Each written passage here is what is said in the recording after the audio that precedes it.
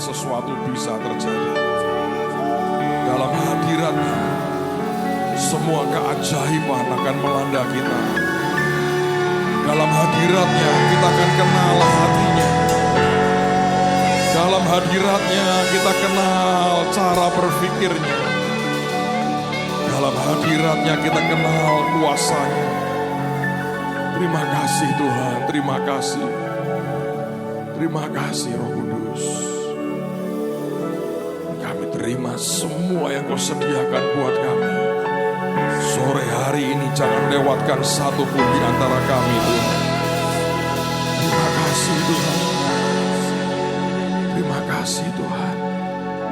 Thank you Lord. Thank you Lord.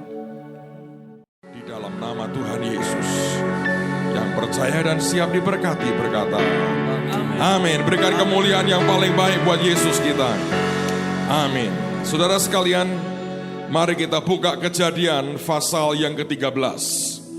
Malam ini kita akan belajar satu ungkapan yang di Alkitab tertulis seperti taman Tuhan. Ini tidak bicara soal taman Tuhan, tapi hanya seperti taman Tuhan. Kalau hanya seperti itu artinya bukan taman Tuhan, tapi sesuatu yang lain. Kita akan belajar lewat hidup orang yang bernama Lot. Kejadian pasal 13. Mari kita lihat ayat yang pertama sampai dengan ayat yang kelima. Maka pergilah Abram dari Mesir ke tanah Negeb dengan istrinya dan segala kepunyaannya. Dan Lot pun bersama-sama dengan dia. Adapun Abram sangat kaya, banyak ternak, perak, dan emasnya. Ia berjalan dari tempat persinggahan ke tempat persinggahan, dari tanah Negeb sampai dekat Betel, di mana kemahnya mula-mula berdiri antara Betel dan Ai. Ke tempat mezbah yang dibuatnya dahulu di sana, disitulah Abram memanggil nama Tuhan. Juga Lot yang ikut bersama-sama dengan Abram, mempunyai domba dan lembu dan kemah. Saudara sekalian, tidak ada satu hal pun sekecil apapun di Alkitab ini, saya sudah ulangi ini berkali-kali, yang tidak ada artinya atau yang meaningless. Semua yang Tuhan tulis di Alkitab kita ini, semua punya arti. Dan seringkali Tuhan bicara kepada kita lewat apa yang muncul di Alkitab yang seringkali kita anggap sebagai hal yang biasa. Nah, dari mana kita akan mulai bergerak? Coba Anda perhatikan, ada dua kali satu istilah itu disebut oleh Alkitab, diulang 2 kali. Setiap kali Anda membaca satu ayat saja, satu kata dari Tuhan, itu sudah pentingnya luar biasa. Tapi kalau sampai diulang, artinya ada suatu pola yang sebetulnya terjadi di situ. Dan itu artinya Tuhan mau berkata, nah itu harus diperhatikan. Di mana polanya? Alkitab mengatakan, Abram pergi dari Mesir ke tanah Negeb, dan dikatakan Lot pun bersama-sama dengan dia. Lot adalah keponakan daripada Abram atau Abraham. Ungkapannya Alkitab mengatakan, dan Lot pun bersama-sama dengan dia. Lalu kalau Anda perhatikan, pada ayat yang kelima dikatakan, juga Lot yang ikut bersama-sama Abram. Dan kali yang kedua dijelaskan, mempunyai domba dan lembu dan kemah. Izinkan saya menjelaskan supaya Anda punya pengertian yang utuh. Nama Lot artinya covering, tudung. Sebenarnya Lot tidak pernah dipanggil keluar dari Ur Kasdim. Yang terima sebuah panggilan yang besar dan ajaib adalah Abram. Bahkan ayahnya pun tidak terima panggilan seperti Abram atau Abraham. Lot ikut pergi karena diajak oleh Terah, ayah daripada Abraham. Nah, Alkitab mengatakan setelah mereka keluar dari Mesir, dikatakan Lot ikut bersama-sama dengan Abraham. Tapi kemudian di ayat yang kelima, diberi keterangan, juga Lot yang ikut bersama-sama dengan Abraham, dikatakan mempunyai ternak dan kemah. Dari situlah lahir yang namanya blessing dan kekayaan dalam hidupnya. Ini yang saya mau ajak Anda perhatikan. Saudara sekalian, Anda dan saya bergaul dengan siapa, itu akan menentukan destinimu. Kalau saudara bergaul dengan orang yang kalah, orang yang tiap kali kerjaannya hanya menggerutu, hanya bersungut-sungut, hanya ngomel, hanya menuntut, saudara akan jadi orang yang kalah. Saya baru membaca buku kemarin, ada seseorang yang lahir dengan cacat sebetulnya. Tangan dan kakinya cacat. Dan orang ini hari ini jadi seorang pembicara yang terkemuka. Dia juga jadi pemain tenis yang cukup disegani, walaupun tidak bisa main mungkin di kejuaraan yang sangat profesional. Kemana-mana pergi, orang diberkati. Anda pernah di sini ketemu dengan hamba Tuhan yang tangan dan kakinya tidak ada, cacat, Nick Vujicic, Anda pernah ingat itu? Saya kemarin waktu di Amerika, di Washington ketemu dengan dia. Tidak ada hamba Tuhan siapapun yang dikerumuni banyak orang kecuali dia. Dengan pede dia bisa menyapa banyak orang, dia cerita, dia sharing. Ada orang-orang seperti itu yang punya kelemahan, kekurangan secara fisiknya.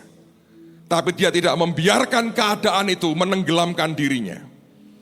Kalau Anda bergaul dengan orang-orang seperti itu, hidupmu akan terangkat luar biasa.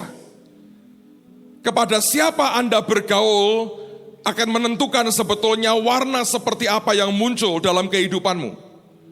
Anda bergaul dengan orang yang hobinya hanya marah, merontak, tidak puas. Dalam waktu singkat engkau akan terwarnai. Hidupmu akan seperti itu. Anda bergaul dengan orang yang periang, orang yang optimis, orang yang melihat ke depan dengan sukacita dan dengan iman. Anda bergaul dengan orang seperti itu, hidupmu akan terwarnai seperti itu. Amen, saudara. Lot namanya adalah artinya covering, sebuah tudung. Tuhan mau berkata, Lot, selama engkau bersama-sama dengan Abram, selama engkau dalam covernya, dalam tudungnya, maka artinya itu akan membuat engkau diberkati seperti Abram. Tapi orang ini sangat tidak mengerti bahwa yang namanya bergaul, punya association dengan orang yang tepat itu sangat penting dalam kehidupan kita. Anda boleh orang yang rajin berdoa, Anda kumpul dengan orang yang tidak pernah berdoa.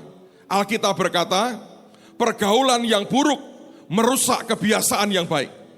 Aneh itu. Bukan kebiasaan baik mengubah pergaulan Anda jadi baik. Pergaulan yang buruk merusak kebiasaan yang baik.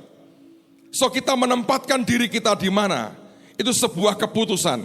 Lot bukan orang jahat, tapi orang yang selalu salah dalam mengambil keputusan. Ingat, Anda bergaul dengan siapa akan menentukan saudara akan jadi seperti siapa. Beberapa tahun yang lalu, nanti hari Jumat, Sabtu, Minggu, saya beritahu Anda sekalian, jangan lupa ada John Evans ini di tengah-tengah kita. Saudara sekalian, saya belajar bahwa seringkali kalau Anda mau breakthrough dengan keuangan, harus ada orang yang bicara soal keuangan tanpa tedeng aling-aling, ngomong straight dalam hidup saudara. Saya berdoa ini akan memberikan sebuah breakthrough yang baru dalam kehidupan kita. Saya mendengar ada banyak orang masih mengeluh, tidak punya terobosan kuat secara keuangan. Cara berpikirmu harus engkau tanggalkan, nanti begini, pola itu jangan diikuti. Anda berkata, Tuhan, bicara ke aku secara pribadi. Berikan aku firman yang ajaib. Nah, sekian tahun lalu kita masih di gedung Gereja Permata. Pada waktu itu Tuhan sudah mulai bicara, walaupun kecil di hati saya, untuk mulai cari tanah, cari tempat baru, untuk membangun akan gedung gereja baru. Dan salah satu yang ditawarkan adalah di tempat ini. Tanah yang kita duduki sekarang ini tadinya adalah tempat latihan orang main golf, saudara. Dan saya dengar tuh mau dijual. Hari itu Minggu pagi, selesai ibadah pagi, saya dengan Brother John, dengan Pak Tim pada waktu itu, saya minta dengan dia, tolong doakan tanah ini. Siapa tahu Tuhan akan berikan kepada kita. Kemudian kami berhenti di arteri di jalan di luar sana, bertiga berdoa. Saya tidak ingat ada hal yang spesial yang beliau katakan, hanya mengangkat tangan, memberkati dan berkata, Tuhan, Kalau boleh engkau berikan ini untuk gerejamu berdiri. Selesai acara, kami bermaksud menghantarkan dia kembali ke hotel supaya dia istirahat karena minggu sore masih ada ibadah yang terakhir. Mendadak begitu naik mobil, dia berkata kepada saya begini, "Pastor, aku mau ke rumahmu sekarang." Enggak lazim, saya punya banyak tamu, kita punya banyak tamu. Hampir-hampir tidak ada yang pernah berkata, "Saya mau ke rumahmu sekarang." Yang pernah tidur nginep di rumah saya itu Pastor Harold Gingrich. Yang lain hampir-hampir enggak pernah. Saya kaget, saya bilang dalam hati, kenapa ya? Dan saya waktu itu ingat, istri saya lagi pergi, anak-anak lagi di luar semua. Di dalam rumah ada pembantu, dan saya berpikir sudah rapi belum ya? Tapi enggak ada pilihan, saya enggak mungkin menolak dia. Dia berkata, "Saya mau ke rumahmu sekarang." Saya jadi ingat Sakeus, saudara. Sakeus, turun. Aku mau numpang di rumahmu, tapi saya tidak sependek Sakeus, saudara. Saya Petrus, bukan Sakeus. Nah, pada waktu itu saya berkata, "Ya sudahlah, ke rumah, ayo ke rumah." Tidak tahu saya apa yang dia pikirkan.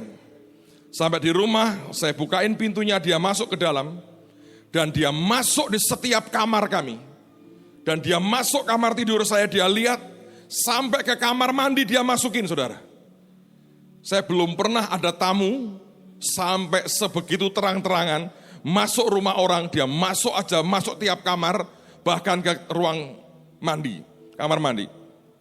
Selesai, kemudian dia berkata begini, dia berkata, "Kenapa saya mendadak mau ke rumahmu?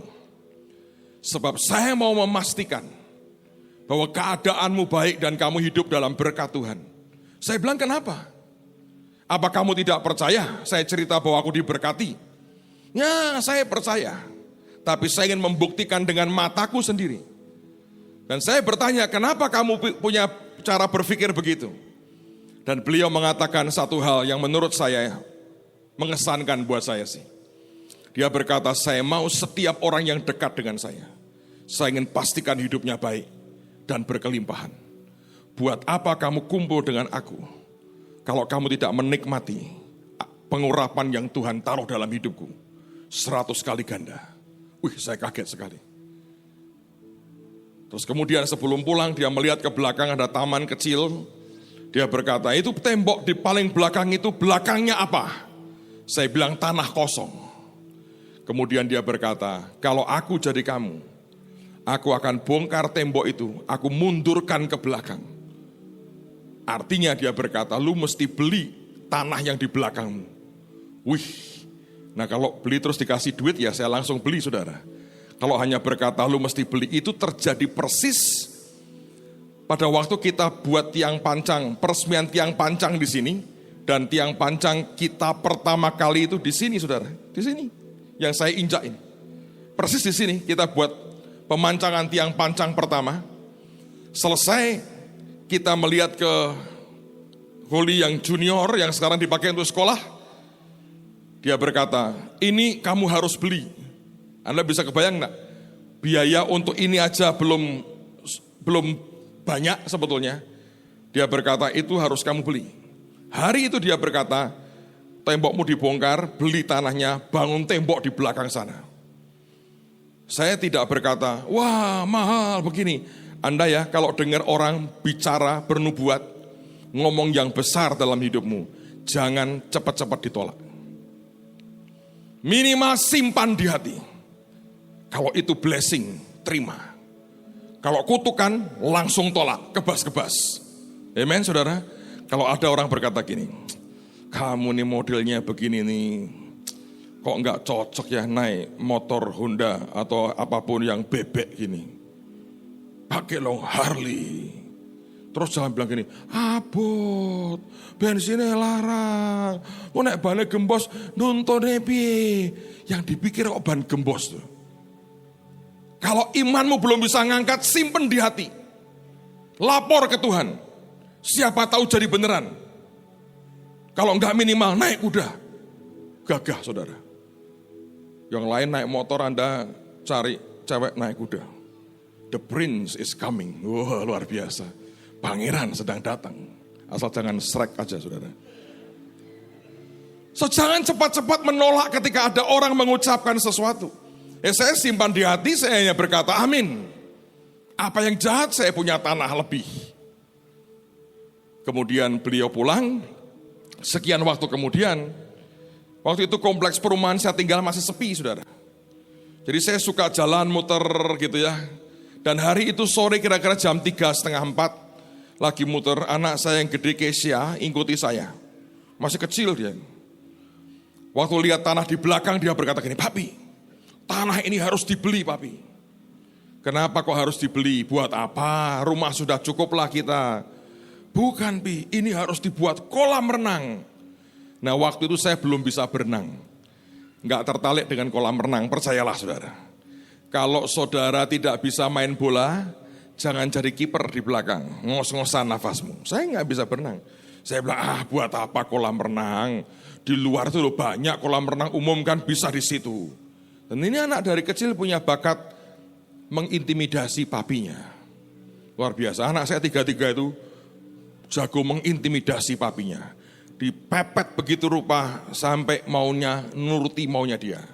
Tapi ya saya punya ilmu menghindar lah saudara. Cukup canggih ilmu saya untuk mereka. Tapi kalau dari Tuhan, apa boleh buat? Dia ngomong begini, "Pi, tahu gak Papi, di kolam renang umum itu ya, banyak orang sambil berenang pipis." "Kok kamu tahu?" "Banyak yang cerita, Pi." "Terus kentut, Pi, keluduk." "Loh kok keluduk?" Kan mas di air keluduk gitu, itu kentut, Pi." "Terus gini, Pi, itu kemampul begitu, Pi. Itu bakterinya banyak. Belum yang ini telinganya, keluar nananya, berenang, ngampung di mana-mana. Masa Papi tega anaknya kena penyakit? Virusnya banyak." Ini kok agak pinter ya menyudutkan orang tuanya ya. Tapi saya bilang begini, "Ya kamu doa toh." "Ya nanti aku mau doa, Pi." Saudara, tapi itu perkataan bukan karena kolam renang mengganggu kesehatan. Saya kemudian ingat omongan Brother John, satu hari saya ketemu dengan pemilik kompleks itu, saya berkata, "Pak, mau dijual nggak tanah di sini?" "Loh kalau mau Bapak mau silahkan." "Harganya berapa Pak?" "Sekian." "Bayarnya gimana?" "Dengan Bapak biasalah. Sesuai dengan berkat Tuhan saja. Tiap bulan terserah berapa sampai kapan terserah. Pokoknya sesuai dengan berkat Tuhan dan kemampuan." Deal ya, saya bilang, "Iya Pak, beres." Saya salami. Langsung di petanya dia dicoret, artinya sudah terbeli. Saya bilang, "Jadi Tuhan, dalam sekian bulan Tuhan berkati saya, kita bisa lunasi." Lalu kemudian saya bilang gini, "Tuhan, ini aku pokoknya nomor 1, mempersiapkan diri." Saudara, Anda harus punya mental yang cukup untuk Anda bisa tahu, engkau akan berkat itu akan datang dalam hidupmu. Masalahnya banyak orang itu sangat tidak punya mental yang siap diberkati. Saya panggil teman Pak Andreas di gereja. Saya bilang, "Pak, kalau aku membuat kolam renang di sini ya, kira-kira biaya berapa?" "Pak, kasih pavilion kecil Pak, siapa tahu ada tamu kelak bisa nginep." "Boleh, hitung aja." Hitung kan memang ngitung kok. Dan dia berikan saya hitungan gratis. Digambar, wah kita sudah persiapan ini. Duit gak punya saudara.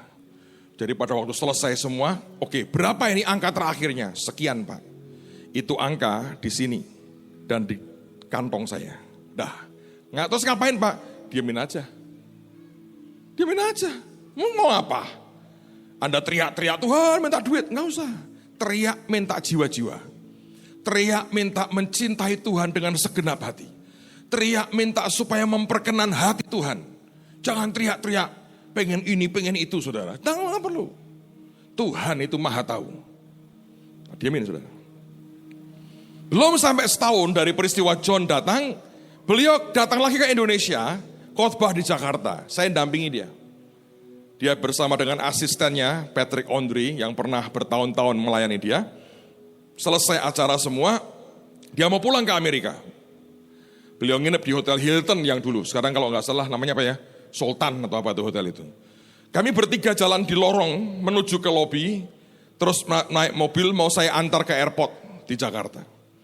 Sambil jalan, tiba-tiba dia ingat, dia berkata, "Pastor, tanah di sebelah rumahmu itu bagaimana ceritanya?" "Oh ya," saya berkata, "Brother John, puji Tuhan, sudah aku beli. tembok sudah aku geser ke sana. Walaupun tembok permanen, belum permanen saya bilang. Oh, kamu sudah beli, puji Tuhan.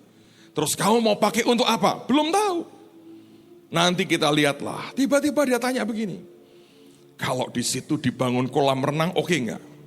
Saya langsung berkata, kenapa tidak? Jangan terus bilang, wah enggak mau, saya enggak mau rendah. Itu rendah hati palsu, saudara. Anda kepengen ya, kenapa tidak? Ini iman itu soal di sini loh. Soal mentalmu sebetulnya.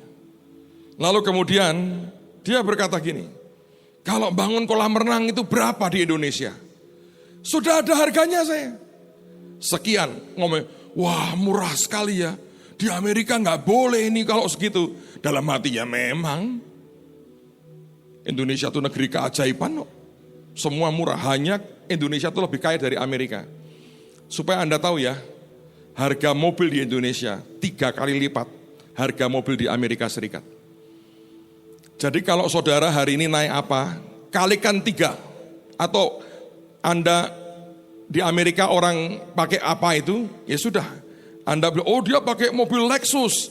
Berapa harganya? Katakanlah ya, 20.000. Nah Anda mungkin pakai di sini mobil merek lain yang simple harganya sama. Jadi jangan terlalu minder saudara. Indonesia itu kaya raya, mobil aja harganya 3 kali lipat. Kalah Amerika sama kita. Mau dikasih aturan apapun, tetap orang beli mobil. Nggak tahu nanti mungkin tumpuk-tumpukan saling bisa nginjek mungkin naliknya begini saudara, nggak tahu kelak. So anyway dia berkata ini murah sekali. Dia bilang ya puji Tuhan. Berapa? Sekian. Dan tiba-tiba dia ngomong gini, Patrick katanya dia asistennya. Kamu sudah dengar Pastor Petrus berkata kolam renang sekian, tolong kirim duit ke dia sekian. Aku pengen lihat anak-anaknya bisa berenang dan bahagia. Saya bilang, aku juga akan berenang. Kamu sudah bisa berenang, kalau punya kolam renang saya pasti bisa berenang. Dan dia bilang, oke, duit dikirim. Saudara. Sekian bulan kemudian, Patrick Ondri lagi khotbah di Filipina. Disuruh terbang ke Semarang 1 hari tok. Bukan untuk khotbah. Untuk ngecek kolam renangnya sudah jadi atau belum. Dia lihat, dia tanya, cukup gak duitnya? Cukup. Brother John tanya dengan aku, cukup gak duitnya? Tanyain Pastor Petrus. Kalau tidak cukup, tambahi. Supaya kolam renangnya jadi. Itu sampai dicek 2 kali loh saudara. Dan dia lihat, jadi. Dan saya berkata, bisa ya Tuhan. Bisa. Anda bergaul dengan siapa? Anda akan ketularan dengan itu. Anda bergaul dengan orang yang pesimis. Yang berkata nggak mungkin. Yang berkata tidak bisa. Dan Anda tidak belajar hidup dalam cover, dalam tudung yang benar. Masalah saudara. Lot. Problemnya adalah di situ. Dia bergaul dengan Abraham. Dia ikut kemanapun Abraham pergi. Dia diberkati seperti Abraham. Tapi kemudian lihat, ada model karakter yang tidak baik dalam hidupnya. Sekarang kita lihat pada pasal yang sama, mulai ayat yang ke-6. Ayat yang ke-6. Tetapi negeri itu tidak cukup luas bagi mereka untuk diam bersama-sama. Sebab harta milik mereka amat banyak. Sehingga mereka tidak dapat diam bersama-sama. Karena itu terjadilah perkelahian antara para gembala Abram dan para gembala Lot. Waktu itu orang Kanaan dan orang Feris diam di negeri itu. Maka berkatalah Abram kepada Lot, janganlah kiranya ada perkelahian antara aku dan engkau, dan antara para gembalaku dan para gembalamu. Sebab kita ini kerabat. Bukankah seluruh negeri ini terbuka untuk engkau? Baiklah pisahkan dirimu daripadaku. Jika engkau ke kiri maka aku ke kanan. Jika engkau ke kanan maka aku ke kiri. Lalu Lot melayangkan pandangnya dan dilihatnyalah bahwa seluruh lembah Yordan banyak airnya seperti taman Tuhan. Seperti tanah Mesir sampai ke Soar. Hal itu terjadi sebelum Tuhan memusnahkan Sodom dan Gomora. Nah kalau Anda perhatikan Alkitab berkata, sebab itu Lot memilih baginya seluruh lembah Yordan itu. Lalu ia berangkat ke sebelah timur dan mereka berpisah. Inilah masalahnya. Dengerin saudara. Lot orang yang tidak pernah mengerti bahwa selama ini blessing yang dia terima oleh karena persahabatannya atau kedekatannya dengan Abram. Ada orang mengatakan, oh enggak Pak, masing-masing ada berkatnya sendiri. Itulah yang dipikirkan oleh Lot sebetulnya. Dia berpikir kalau aku meninggalkan Abram, apa susahnya? Tidak ada bantuan apapun langsung dari Abram. Aku bisa kerjakan semua sendiri. Buat apa aku bersama-sama dengan Abram? Itu saja sudah sebuah kesimpulan yang salah. Dan lahir dari kesombongan. Dan akhirnya Abram berkata, gak usah ributlah Lot. Kita pisah aja baik-baik. Kamu ke kiri, gua ke kanan. Kau ke kanan, aku ke kiri. Kamu pilih dululah. Ketika dia disuruh memilih, terbukti orang ini tidak tahu prinsip kebenaran firman Tuhan. Dan dia mengiyakan. Seharusnya dia berkata, tidak. Aku akan beritahu gembala-gembalaku untuk tahu diri. Pak, apa mungkin sih Pak, orang kok berkatnya bergantung kepada orang lain. Bukan bergantung kepada orang lain. Tapi di banyak kasus baca di Alkitab, memang terjadi. Saya beri 2 contoh. Yang pertama adalah Yakub. Ketika dia kerja dengan Laban, Alkitab berkata, Laban itu tadinya miskin. Hanya punya berapa ekor domba dan sebagainya. Yakub berkata, sejak dia ikut dengan Laban, Laban diberkati Tuhan. Dan Laban mengakui loh. Dia berkata, sejak engkau kerja dengan aku diberkati luar biasa. Contoh kedua itu Yusuf. Kemanapun dia pergi, Tuhan memberkati orang di mana dia bekerja. Dia masuk ke rumah Potifar diberkati Tuhan luar biasa. Dimasukkan dalam penjara juga diberkati luar biasa. Sampai diangkat jadi orang kedua di Mesir, seluruh Mesir diberkati luar biasa. Kemanapun dia pergi, dia mengubah sekitarnya. Di dalam kenyataan secara rohani, Anda harus mengerti, itu ada terjadi. Tapi tidak boleh membuat saudara bergantung kepada manusia. Blessing turun dari Tuhan, tapi Anda harus mengerti, Anda harus memilih, Anda bergaul dengan siapa. Engkau bergaul dengan loser, orang yang kalah, akan habis semuanya. Anda bergaul dengan orang yang takut akan Tuhan, yang cinta Tuhan, Anda akan lihat blessing dalam hidupmu akan luar biasa. Amen, saudara. Dia salah memilih. Dia berpikir bahwa dia bisa sendiri. Bahkan kekayaan yang Tuhan berikan dalam hidupnya tidak membuat dia rendah hati. Dan dia melihat ke lembah Yordan. Dan dia lihat seperti taman Tuhan. Tapi bukan taman Tuhan, hanya seperti. Dan Alkitab menjelaskan seperti dari Mesir sampai ke Soar. Apa itu artinya? Tuhan mau berkata, Lot, yang kau lihat itu depannya Mesir, tapi ujungnya Soar. Mesir merupakan pusat budaya yang paling tinggi dan ilmu pengetahuan paling hebat di zaman itu di seluruh dunia. Mesir adalah seperti tempatnya Tuhan dengan semua kemajuannya. Tapi Alkitab tidak salah kutip ketika firman berkata seperti taman Tuhan, seperti dari Mesir sampai ke Soar. Saudara tahu Soar itu artinya apa? Kecil. Soar artinya insignificant. Soar artinya nyaris tak ada artinya. Sangat tidak ada, tak berarti sama sekali. Itu nama Soar. Dan pada waktu dia melihat itu, yang membuat dia tergiur hanya yang depan. Seperti taman Tuhan, seperti Mesir. Tapi Alkitab berkata, dari Mesir, ujungnya ke Soar.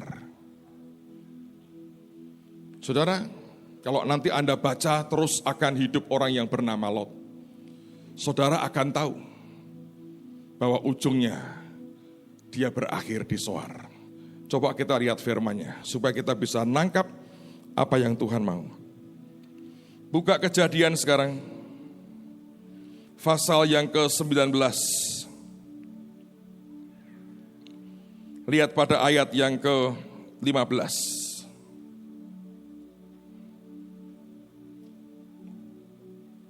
Tuhan kirim malaikatnya untuk menyelamatkan Lot dan keluarganya. Ini yang terjadi.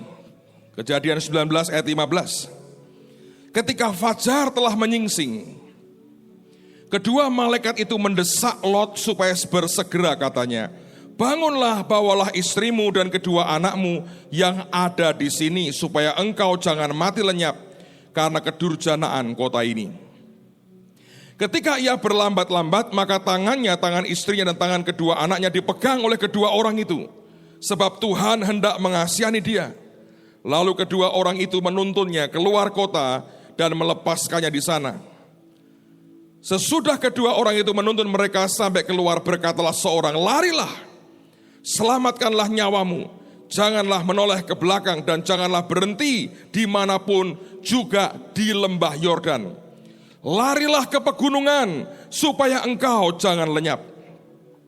Aneh ini jawabannya. Kata Lot kepada mereka, janganlah kiranya demikian, tuanku. Sungguhlah hambamu ini telah dikaruniai belas kasihan di hadapanmu. Dan tuanku telah berbuat kemurahan besar kepadaku dengan memelihara hidupku. Tetapi jika aku harus lari ke pegunungan, pastilah aku akan tersusul oleh bencana itu, sehingga matilah aku. Sungguhlah kota yang di sana itu cukup dekat kiranya untuk lari ke sana. Kota itu kecil. Izinkanlah kiranya aku lari ke sana. Bukankah kota itu kecil? Jika demikian nyawaku akan terpelihara. Saut malaikat itu kepadanya, baiklah, dalam hal ini pun permintaanmu akan kuterima dengan baik. Yakni kota yang telah kau sebut itu tidak akan kutunggang balikkan. Cepatlah lari ke sana, sebab aku tidak dapat berbuat apa-apa sebelum engkau sampai ke sana. Itulah sebabnya nama kota itu disebut Zoar. Matahari telah terbit menyinari bumi ketika Lot tiba di Zoar. Dan nama Zoar artinya kecil. Insignificant. Kalau Anda baca, dia berhubungan inses dengan kedua anak kandungnya dan lahirlah Bani Amon dan Moab. Mengerikan sekali. Dia mulai dengan tidak punya apa-apa. Dia ikut Lot. Dia diberkati Tuhan. Dan dia sudah terlalu sombong untuk merendah. Dan dia berkata, aku bisa sendiri kok. Tidak usah dengan Abram. Dia berpisah, dia lihat lembah Yordan seperti taman Tuhan. Seperti dari Mesir sampai ke Zoar. Dengan keputusan yang salah, dia sudah bernubuat tentang hidupnya sendiri. Bahwa akan dimulai seperti dari Mesir, karena pasal 13 itu dikatakan mereka keluar dari Mesir. Dan dia tanpa sadar bernubuat sendiri, dia akan berakhir di Zoar. Setelah tiba di Zoar, Lot tidak pernah jadi siapa-siapa lagi. Saudara, apa yang membuat dia akhirnya sampai di Zoar? Satu keputusan yang salah. Dia keluar dari tudung. Yang kedua sebetulnya, kalau Anda perhatikan, Sodom itu merusak dirinya.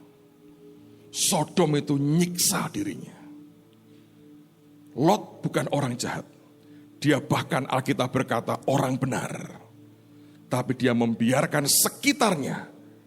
Dia lepas dari Abram.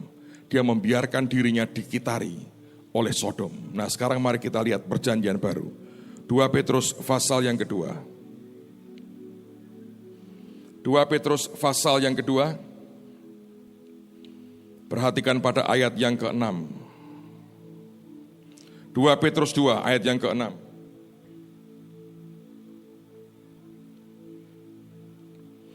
Dan jikalau Allah membinasakan kota Sodom dan Gomora dengan api, dan dengan demikian memusnahkannya dan menjadikannya suatu peringatan untuk mereka yang hidup fasik di masa-masa kemudian.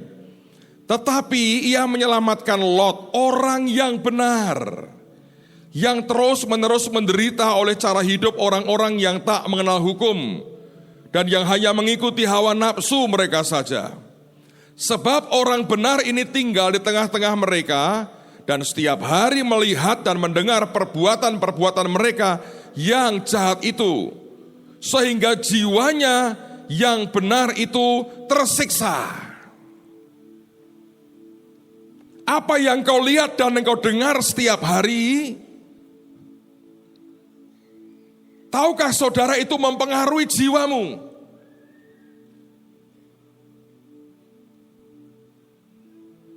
Loh Pak, saya nggak ikut-ikutan kok Pak. Saudara pernah baca nggak artikel? Ada yang namanya perokok pasif. Perokok pasif itu orang yang tidak ngerokok, tidak. Dia kumpul di lingkungan kantor, tempat kerja, yang semua orangnya itu ngerokok. Dia nggak ngerokok. Ini pernah terjadi di Amerika. Ada seorang ibu, dia perokok pasif istilahnya. Kantornya, semua orangnya merokok, dia tidak. Sekian tahun kerja di situ, dijumpai dia kena kanker di paru-parunya. Dokter mengatakan, ibu pasti Anda seorang perokok. Tidak, saya tidak pernah merokok.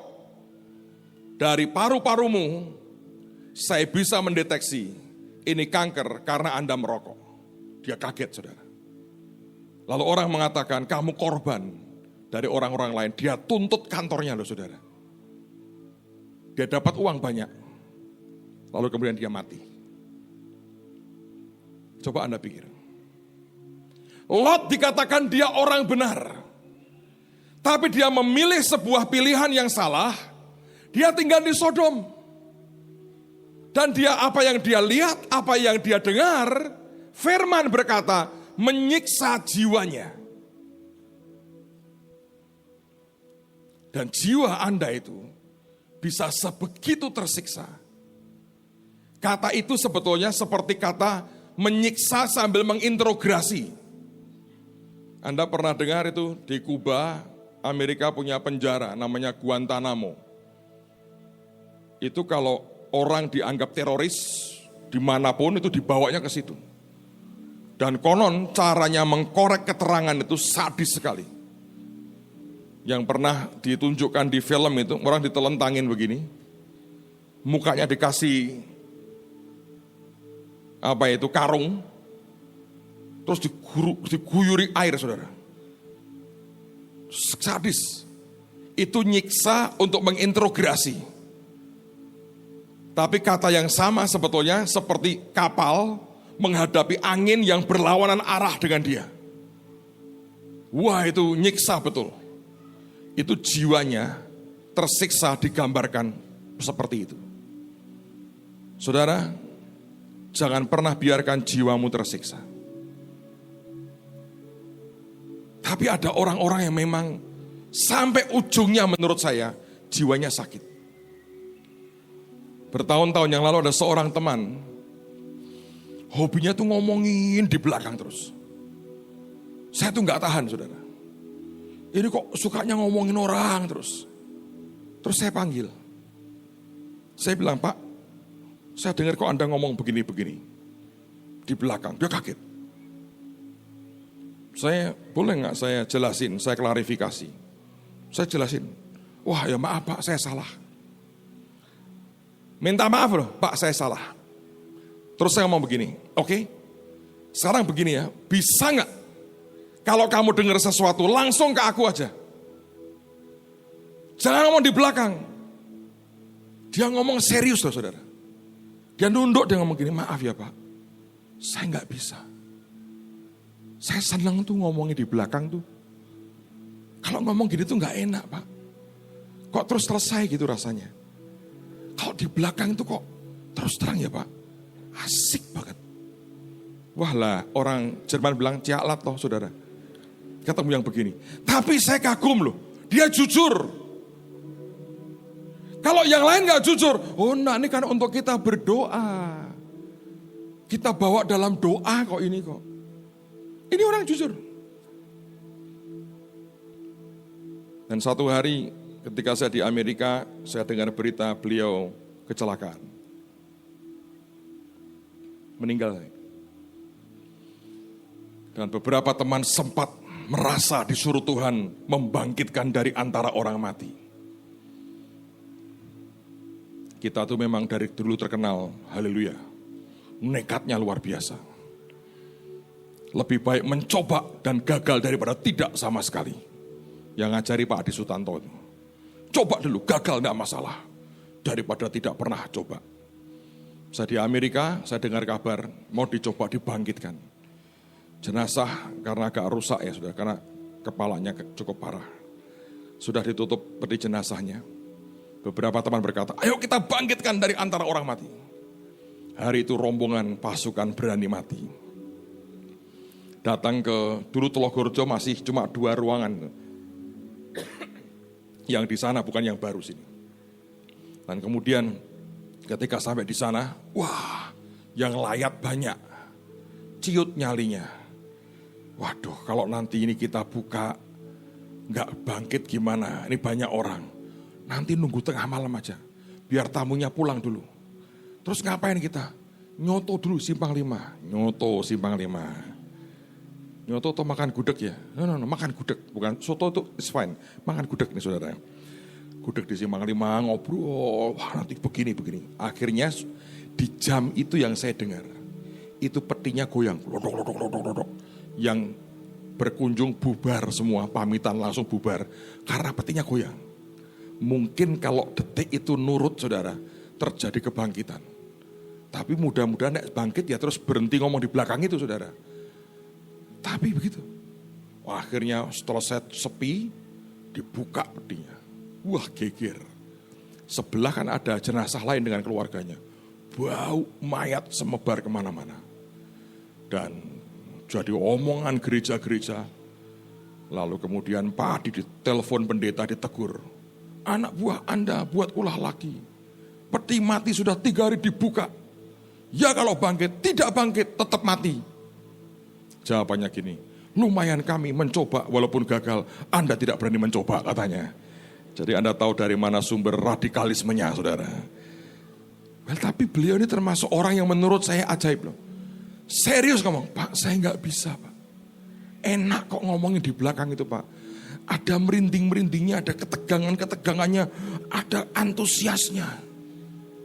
Itu enak Pak, gereng-gerengnya itu ada. Nah ngomong terang-terangan ini kan cepat selesai Pak. Ini gak selesai Pak, tambah rame, tambah panas, tambah waduh. Saya dulu kalau banyak partai politik tak masukin saudara, jadi anggota partai sudah. Tapi ada orang-orang begitu loh. Dan itu ngerusak jiwa. Saudara tahu banyak orang tanpa sadar. Anda biarkan jiwamu dirusak. Karena perkataan itu.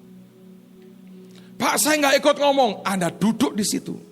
Anda mendengarkan, Anda jadi perokok pasif, kena. Apakah itu pilihan kita? Saya pikir jangan biarkan jiwa kita dilukai. Apa yang melukai? Saya yakin dia melihatkan semua amoralitas yang mengerikan. Kata sodomi hari ini dari kata sodom. Dia melihat kebejatan moral yang luar biasa. Tapi yang kedua, dan ini jarang diperhatikan orang. Coba buka Yehezkiel. Ayat terakhir sebelum kita berdoa. Yehezkiel, pasal yang ke-16.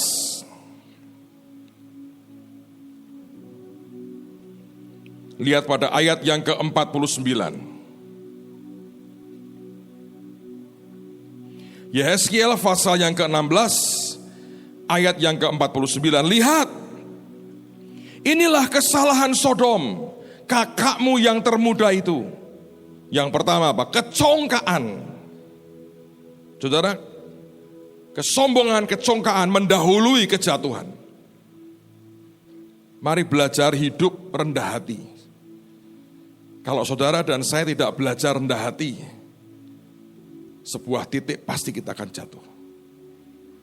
Kerendahan hati itu menurut saya adalah sebuah kesadaran penuh bahwa hidup kita ini, naik turun hidup mati kita semuanya total tergantung Tuhan. Kalau orang bisa sadar itu, caramu ngomong dengan orang, caramu menilai orang, caramu berpikir, cara Anda bertindak, selalu engkau akan timbang faktor Tuhan. Tapi yang kedua kita berkata, saya ulang lagi, lihat inilah kesalahan Sodom kakakmu yang termuda itu, kecongkaan, koma. Yang kedua, lihat, makanan yang berlimpah-limpah dan kesenangan hidup ada padanya dan pada anak-anaknya perempuan, tetapi ia tidak menolong orang-orang sengsara dan miskin. Saudara, kekikiran cinta harta ternyata itu menyiksa akan jiwa kita. Cinta harta itu membuat, karena Alkitab berkata di mana hartamu di situ hatimu. Cinta harta membuat saudara hanya fokus ke dirimu sendiri. Dan itu menyiksa. Saudara, saya baru baca artikel kemarin menarik sekali. Ada seorang profesor ahli jiwa, ahli soal masalah jiwa, seorang psikolog yang terkenal sekali. Saya lupa nama persisnya. Dia memberikan sebuah nasihat yang unik sekali, menurut saya unik. Tapi kalau kembali ke Alkitab ini, menurut saya dia benar. Di mana uniknya? Dia berkata begini, kalau ada orang yang sudah nyaris karena stres ya, nyaris gila, ada cara untuk mencegah dia supaya tidak gila. Ketika dia ngomong seperti itu, maka orang berkata, oh pasti dia berkata, pergilah ke ahli jiwa. Enggak. Saya punya teman, saudara, ngambil master di bidang ilmu jiwa. Saya tanya, kenapa kamu belajar soal ilmu jiwa? Dengan tenang dia berkata, untuk mengobati diriku sendiri. Wih, apa kamu gila? Dia berkata, menurut Sigmund Freud, setiap orang itu punya kegilaan, punya penyakit jiwa. Contohnya saya bilang, ada orang kalau naik atau turun tangga dihitung, 1, 2, 3, 4, 5. Loh, Anda kok tertawa itu apa Anda begitu? Kelihatannya dari pagi selalu ada cukup banyak orang yang ketawa. Dia berkata, aku yang ngono, nek medun ngene huli tak itu 1, 2, 3, 4. Kok pitulas ya, balik lagi keliru nih, 1, 2, 3. Itu katanya tanda-tanda bahasa halusnya tuh sudah rodok-rodok, saudara. Belum di level kentir tuh belum, saudara, baru rodok-rodok. Bahasa Jawa itu enak sekali, kentir itu.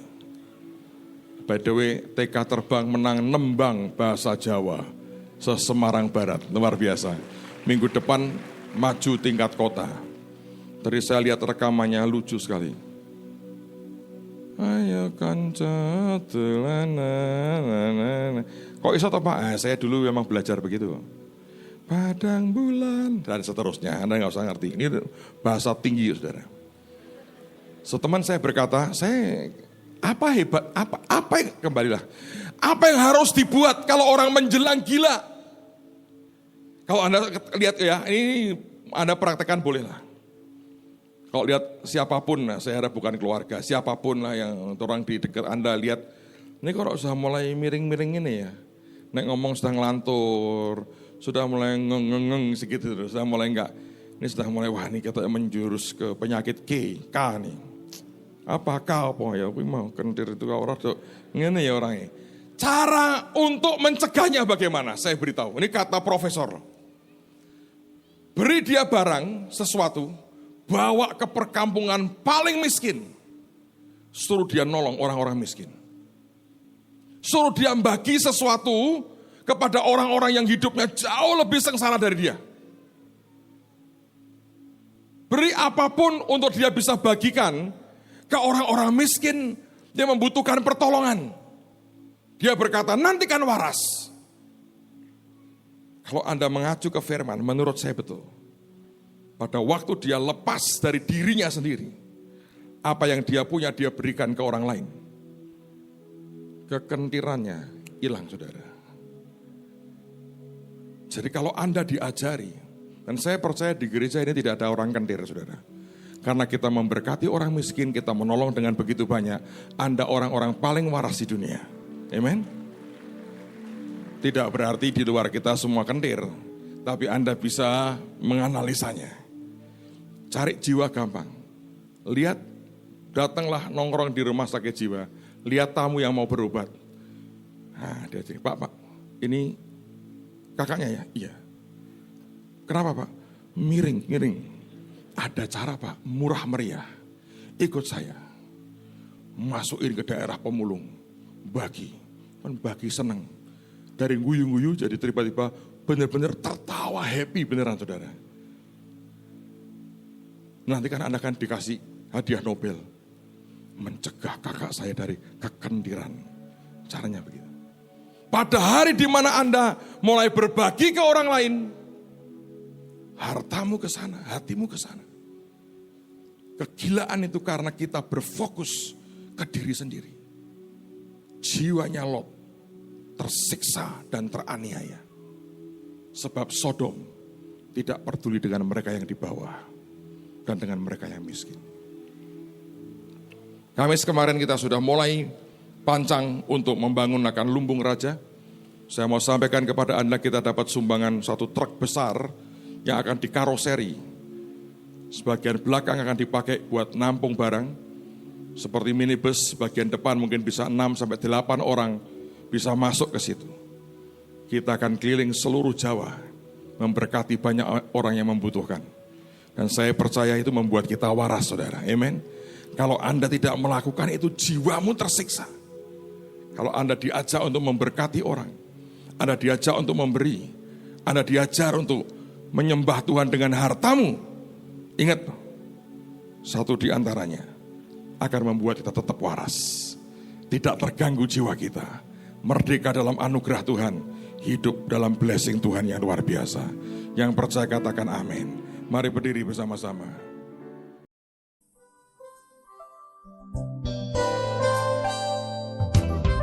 Anda diberkati dengan pemberitaan firman Tuhan. Dapatkan kaset, VCD, CD, MP3, dan buku-buku rohani dari hamba-hamba Tuhan. Evangelis Yusak Cipto, Pendeta Petrus Agung, Evangelis Iin Cipto, dan hamba-hamba Tuhan lainnya. Tersedia juga banner dan alat-alat tarian lainnya. Hanya di toko buku Bless to Bless. Bless to Bless. Bless to Bless.